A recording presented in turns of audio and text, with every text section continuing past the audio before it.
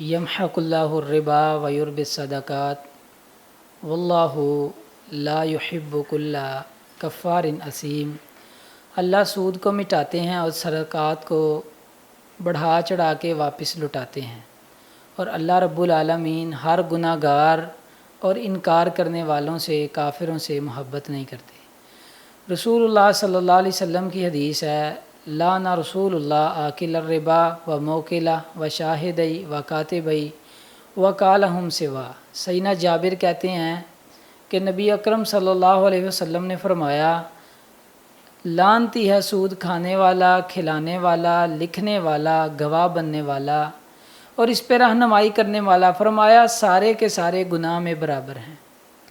सही बुखारी में मौजूद है, नबी सल्लल्लाहु अलैहि वसल्लम ने मिराज की रात जिब्रील से पूछा कि ये कौन लोग हैं जिनके मुंहों में गर्म पत्थर डाले जा रहे हैं। तो जिब्रील अलैहिस्सलाम ने बताया कि अल्लाह के नबी, ये आपकी उम्मत के सूद खोर लोग हैं जो सूद खाते खिलाते थे, सूद में लेन देन करते थे।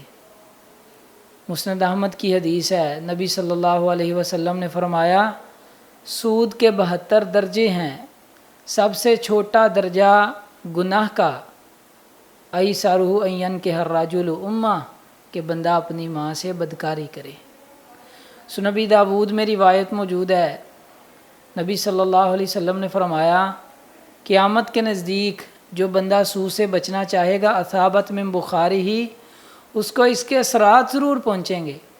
हमारे शेख हाफिज़ ज़ुबैर अली ज़ई अलैहिर्रहमा इसका माना बयान किया करते थे कि इंसान रोड्स पे चलता है जो सूदी पैसों से बनते हैं, बैंक में जाता है, पंखा चलता है, हवा इसको लगती है, या एसी के नीचे बैठता है, तो ये सूद से इनको बनाया गया, इनको लगाया गया।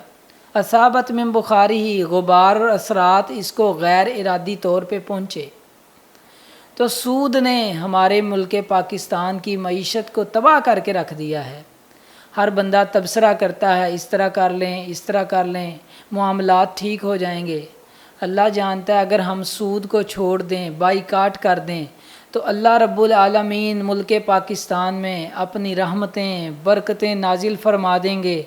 मुल्क पाकिस्तान खुशहाल हो जाएगा।